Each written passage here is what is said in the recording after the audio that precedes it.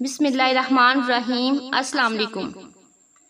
قرآن مجید میں قارون اور اس کی بے انتہا دولت، اس کے تکبر اور تباہی کا عبرت انگیز بیان صرف ایک جگہ سورۃ القصص میں آیا ہے۔ یہ گویا دولت و منصب رکھنے والوں کا ایک ایسا عبرتناک قصہ ہے جو ہمیشہ پیش آ سکتا ہے۔ اس پر قرآن کا یہ تبصرہ انتہائی سبق آموز ہے۔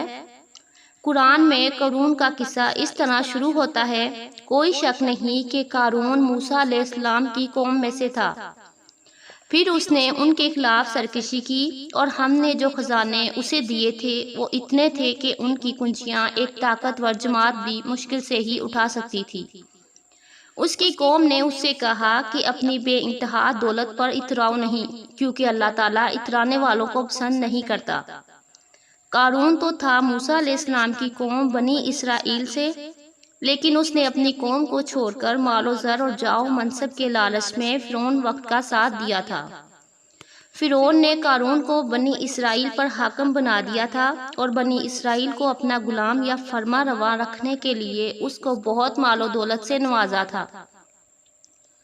اس وقت فرعون کا وزیر حامان تھا۔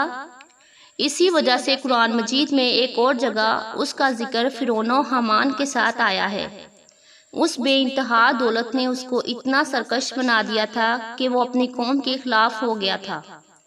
تورات میں بھی قارون کا ذکر ہے، لیکن اس میں اس کا ذکر بالکل مختلف انداز میں ہے۔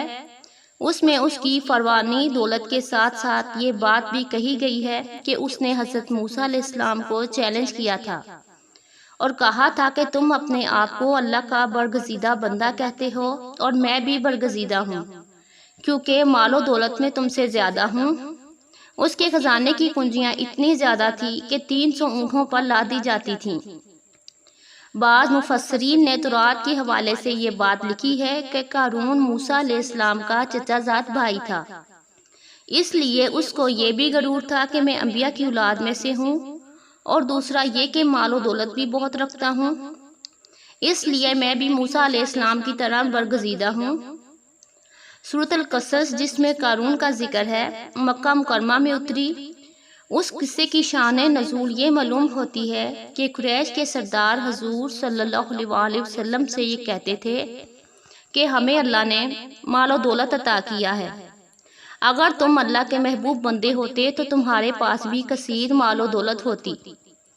اس طرح کی باتیں کر کے کفار مکہ یہ سمجھتے تھے کہ آپ صلی اللہ علیہ وسلم جو اسلام کی دعوت دے رہے ہیں ان کے مقابلے میں اپنی نادانی کی وجہ سے کامیاب نہ ہو سکیں گے، اور وہ خود اپنی دولت کی وجہ سے کامیاب رہیں گے۔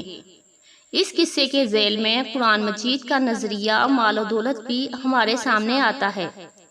جہاں تک مال و دولت کا تعلق ہے، قرآن میں مختلف مقامات پر ذکر ہے کہ مال کس طرح سے کمایا جائے اور کس طرح خرچ کیا جائے۔ بنیادی طور پر یہ بات ذہن نشین کرائی گئی ہے کہ اگر یہ اللہ کا عطا کردہ مال انسان کو تکبر میں مبتلا کر دے اور وہ یہ سمجھنے لگے کہ یہ محض اس کی اپنی دانش و حکمت کے سبب حاصل ہوا ہے، تو ایسے آدمی سے یہ دولت چھین لی جاتی ہے۔ اس قصے کے آغاز میں قارون کے بے انتہا مال و دولت کے ذکر کے ارشاد باری تعالیٰ ہے: اللہ نے تجھے جو مال و دولت دیا ہے اس کے ذریعے اپنی آخرت بنا، یعنی اللہ کے راستے میں خرچ کر کے اپنی آخرت بنا۔ اس سے پتہ چلا کہ مال خود بری چیز نہیں، لیکن اگر مال سے صرف اور صرف دنیا کی زندگی ہی بنائی جائے تو وہ بیکار چیز ہے، لیکن مال سے انسان اپنی آخرت کی زندگی بھی بنا سکتا ہے۔ رشتہ داروں، یتیموں اور مساکین کے ساتھ اچھا سلوک کر کے یا فلاح و بہبود یعنی ہسپتال، مساجد، سکول، مدارس وغیرہ بنا کر اپنی آخرت کو بہترین کر سکتا ہے۔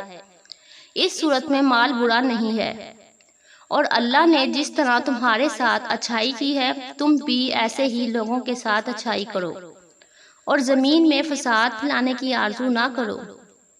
دیکھیے اسلام نے کیسا اچھا اصول معاشرے میں اچھائی پھیلانے کے لیے پیش کیا ہے۔ اللہ نے تمہارے ساتھ اچھائی کرتے ہوئے تمہیں مال و دولت میسر کیا اور تم بھی لوگوں کے ساتھ بھلائی کے کام کرو۔ قارون نے کہا یہ مال و دولت تو میں نے اپنے علم سے حاصل کی ہے، کیا قارون کو معلوم نہیں کہ اس سے پہلے جو زیادہ طاقتور اور زیادہ لاؤ لشکر رکھنے والے تھے ان کو اللہ نے ہلاک کر دیا؟ اور کیا اللہ مجرموں سے ان کے گناہوں کے بارے میں پوچھتا نہیں ہے، بلکہ ان کے جرائم اور گناہوں کے سبب بغیر کسی پوچھ گچھ کے ان کو ہلاک کر دیتا ہے۔ ایک دن قارون پوری شان و شوکت کے ساتھ باہر نکلا۔ ان کے ہاں جشن کا دن تھا۔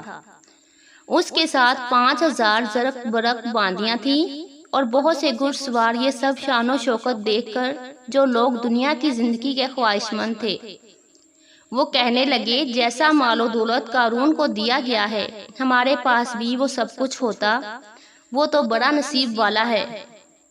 کسی بڑے سرمایہ کار کو دیکھ کر ہم میں سے بہت سے لوگ کہتے ہیں کہ کاش ہم بھی اس طرح سرمایہ کار بن جائیں۔ اس قصے سے معلوم ہوتا ہے ایسی آرزو کرنا بڑی غلط بات ہے۔ اس سے یہ سبق ملتا ہے کہ صاحب ایمان نیک لوگوں کو کسی کافر مغرور دولت مند کو دیکھ کر یہ خواہش نہیں کرنی چاہیے کہ ان کو بھی اس کے جیسی دولت مل جائے، بلکہ ان کو اللہ کے ثواب کا طلبگار رہنا چاہیے۔ پھر اس غرور کی وجہ سے ہم نے قارون کو زمین میں دھسا دیا، اور اس کا گھر بھی، اس کا کوئی ایسا جتھا نہ تھا جو اللہ کے مقابلے میں اس کی مدد کو آتا، اور نہ وہ کسی سے انتقام لے سکتا تھا۔ اب اس کے بعد دوسرے گروہ کا ذکر آتا ہے۔ جب صبح ہوئی تو وہ لوگ جو کل اس جیسا مقام حاصل کرنے کی تمنا کر رہے تھے کہنے لگے، ارے معلوم تو یہ ہوتا ہے کہ اللہ تعالیٰ جس کے رزق میں چاہے کشائش پیدا کر دیتا ہے اور جس کا چاہتا ہے رزق تنگ کر دیتا ہے۔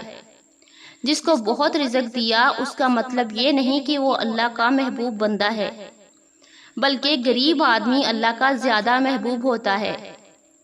یہ نیک لوگ قارون کا یہ حشر دیکھ کر کہنے لگے، اگر اللہ تعالیٰ کا ہم پر احسان نہ ہوتا تو ہمیں بھی زمین میں دھسا دیتا۔ ہماری اس آرزو کی وجہ سے کہ ہمیں بھی قارون کی طرح دولت مل جائے۔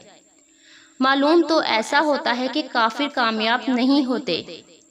یہ اس پورے قصے کا خلاصہ ہے کہ وہ قارون جس کو اللہ تعالیٰ نے اتنا مال و دولت دیا تھا، اس کو یہ توفیق نہیں تھی کہ نیکیاں کریں اور اس کے بدلے میں سینکڑوں گنا ثواب حاصل کرے، بلکہ اس نے تکبر کیا، جس کے نتیجے میں اسے نہ تو دنیا میں کوئی فائدہ حاصل ہوا اور نہ ہی آخرت میں ہوگا۔